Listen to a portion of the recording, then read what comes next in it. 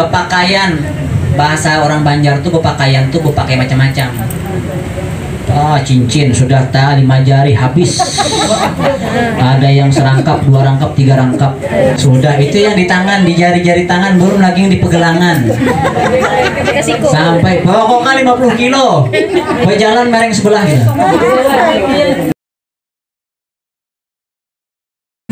Lawannya ikhlas iya. Bisa jadi kalau seandainya ada orang di medan peperangan ketika sudah musuhnya tidak berdaya, agar dilihat gagah di medan peperangan, agar dilihat pedangnya cantik, ini apa segala macam, musuhnya langsung dibunuh. Akhirnya agar dilihat orang lain atau dinilai orang lain. Maka hal-hal yang seperti itu menjatuhkan kita kepada ria. Ria secara umum artinya kita minta lihat, biar dilihat oleh orang lain. Makanya kata Nabi Muhammad sallallahu alaihi wasallam, beliau mengatakan akhwafu ma akhafu alaikum asyirkul asghar. Kata Nabi Muhammad, yang paling aku takuti sesuatu atas kalian yaitu adalah syirik asghar. Apa itu syirik asghar? Syirik kecil. Kemudian ketika Nabi Muhammad SAW menyampaikan tentang syirik asghar, para sahabat pun bertanya, apa kata para sahabat? Ya Rasulullah, wa masyirkul asghar? Apa yang dimaksud dengan syirik kecil? Maka Nabi Muhammad SAW menjawab, yang disebut, yang dimaksud dengan syirik asghar yaitu adalah ria. Nah, makanya kita mudah-mudahan dihindarkan oleh Allah, dijauhkan oleh Allah dari sifat yang namanya ria. Karena kalau kita beramal, Bu, ria kita di dalam amal, maka amal kita itu akan hangus habis. Kalau kita beramal, beribadah, melakukan kebaikan apapun atas dasar ria, ada ria di dalamnya, maka pahalanya habis. Ulangi.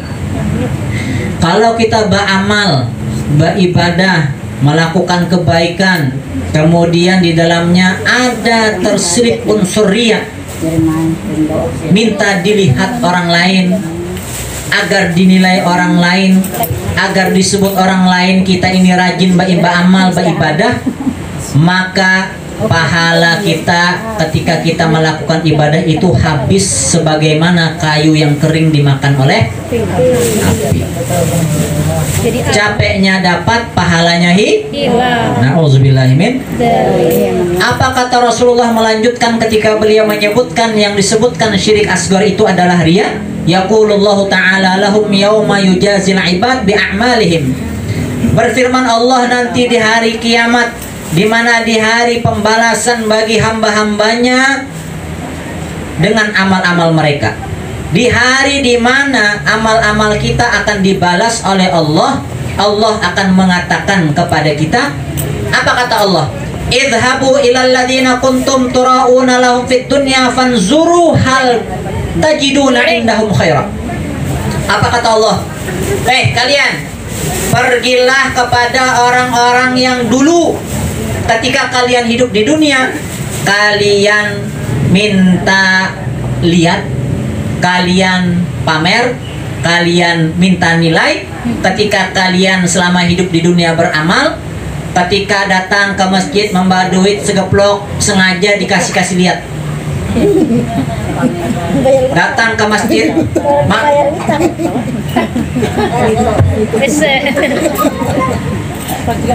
Imbah itu pulang baru beli baju harganya 1.500.000 misalnya, berangkat ke majelis hari Senin sore habis asar, yang biasa berjalannya santai santuy biasa aja, pas pakai baju yang harga 1.500.000 berjalannya mandu anduh.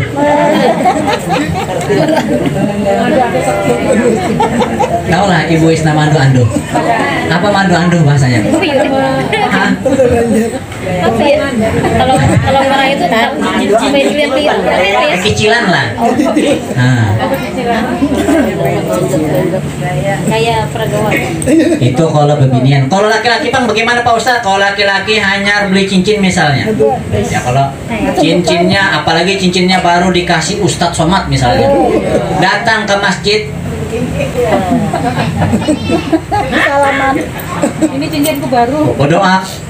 Model baru. Rabbana atina. Tapi alhamdulillah kadeda ustaz-ustaz kita kayak itu.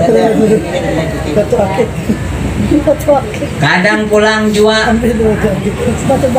tapi kadang perempuan orang sini nah jauh.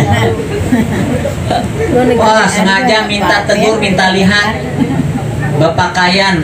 Bahasa orang Banjar tuh bepakaian tuh bepakai macam-macam. Oh cincin sudah tak 5 jari habis. Ada yang serangkap, 2 rangkap, 3 rangkap. Akan ambil ini.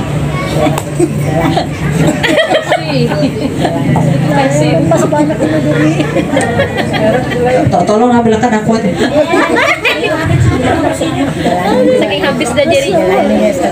Sudah itu yang di tangan, di jari-jari tangan, belum lagi yang di pegelangan. Sampai pokoknya 50 kilo. Berjalan mereng sebelah ya. Ada juga. Tapi alhamdulillah jamaah kita kadang-kadang kayak itu. Amin. Pakai semua toko emas berjalan.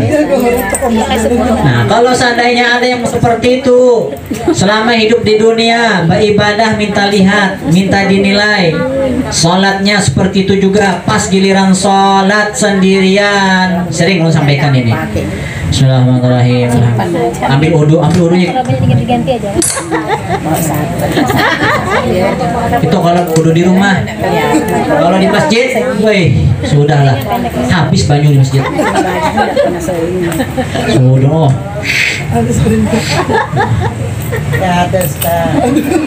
Pas di rumah mah.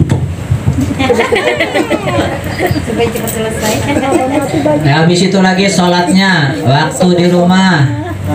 Allahu Akbar. Kada pakai Allah Akbar kabiru lagi. Namanya sholat serongan. Bismillahirrahmanirrahim. Amin. Qul huwallahu ahad, Allahu samad, Allahu akbar. Qul huwallah dibagi 2. Saking malasnya ketika ditanya kenapa jadi pendek itu yang wajibnya aja. Tapi kalau sudah di depan orang banyak, apalagi misalnya pengantin baru ya kalau dapat menantu anak pondokan untung benar biar dapat menantu anak santri untung bandar insyaallah.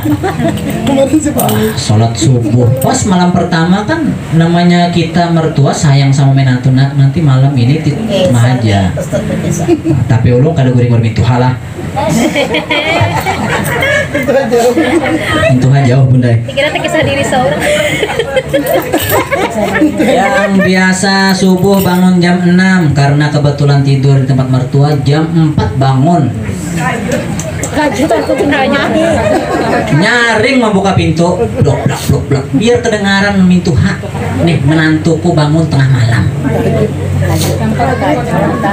Kaget mertua dikira kucing ke tikus sekali dijinguk. Oh rupanya menantuku lagi berudu. Pengalaman kayaknya. La ilaha illallah. Kemudian partai juga ikut mertua tadi juga ngambil air wudhu. Apa karena apa? Sholat tahajud bahaya. Sholat tahajud, la ilaha illallah. Sholat tahajud berimaman sama mertua. Alhamdulillah sampai ke subuh. Kan sholat tahajud kan afdolnya lirih. Ya kan? Nih dinyatakan afdolnya lirih. Kalau seandainya jahar bisa menghilangkan kekhusyuan. Apalagi misalnya pian tinggal di Banjar, rumah rapat, baru dindingnya kayu, jangan sholat tahajud nyaring-nyaring bacanya. Bismillahirrahmanirrahim. Tahu pas di dinding sebelah kanan nih jendelanya tetangga benyarik. Alif lam mim. Kesahnya nih aku bataha. Ada juga pulang kayak itu. Habis itu sholat subuh berjamaah lagi sama mertua. Lanjut. Wah, pokoknya pian kalau mendengar pian jin aja menangis. Allahu Akbar. Mertuanya akhirnya nggak kusuk lagi sholat. Dalam hati tuh masya Allah untungnya aku bisa ngantuk. Habis itu baca Fatihah, lagunya jiharkah lagi. Bismillahirrahmanirrahim. Mandu andu sudah. Sampai waladhdallin. Diingat lagi ma amin apa nah? Allah Allah. Jadi sholatnya kada lillahi ta'ala tapi lil min Tuhan. Nah, ini orang-orang yang seperti tadi kata Allah nanti kelak di yaumil qiyamah, di hari di mana amal-amal para hamba dibalas oleh Allah, Allah akan mengatakan, kalian yang selama ini beramal minta lihat, minta nilai orang lain, maka pada hari ini kalian kalau minta balasan atas amal-amal kalian jangan datang kepadaku, datang kepada tetangga sebelah, datang kepada mintuha kalian, datang kepada teman kalian yang dihiga di majelis dulu, minta kepada dia. Ayo, apakah kalian akan mendapatkan kebaikan dari itu semua? Nah, itu Allah Ta'ala berucap nih gitu nanti. Nauzubillahimin. Nah, jadi kita selalu berusaha beramal, paksakan diri untuk selalu ikhlas karena Allah Subhanahu wa Ta'ala. Dilatih tunggal gemetan, pelan-pelan insya Allah Allah akan memberikan keikhlasan di dalam hati kita. Amin ya rabbal alamin. Wallahu a'lam bishawab. Mudah-mudahan apa yang kita pelajari pada sore hari ini ada berkah dan manfaatnya. Amin ya rabbal alamin. Subhanakallahumma wa bihamdika asyhadu an la ilaha illa anta astaghfiruka wa atubu ilaik. Amin. Bismillahirrahmanirrahim. Allahumma shalli ala sayyidina Muhammad wa ala ali sayyidina Muhammad salatan tunjina biha min تقدرنا يا الله بها جميع الحاجات وتطهرنا بها من جميع السيئات وترفعنا بها عندك على الدرجات وتبلغنا بالصلوات من جميع الخير في الحياة وبعد الممات. اللهم إنا نسألك السلامة في ديننا وأهلنا وولدنا الموت. اللهم هبنا علينا في سكرات الموت ونجاة من النار وعفو عن الحساب وأمان العافية وسلم الجنة ورزقنا النظر وجل برحمتك يا أرحم الراحمين. ربي يسر ولا تعسر بي يسر ولا تعسر بي يسر ولا تعسر بتمام بالخير به ثقة ولا حول ولا قوة إلا بالله العلي العظيم. اللهم بحق نبيك محمد اغفر لنا ذنوبنا واكشف عنا كربتنا واقض حاجتنا يا الله يا الله يا الله يا أرحم الراحمين يا أرحم الراحمين يا أرحم الراحمين. فرج على المسلمين. وصلى الله على سيدنا محمد وعلى آله وصحبه وسلم. الحمد لله رب العالمين. تقبل الله منكم. Inna minkum taqabbal ya karim.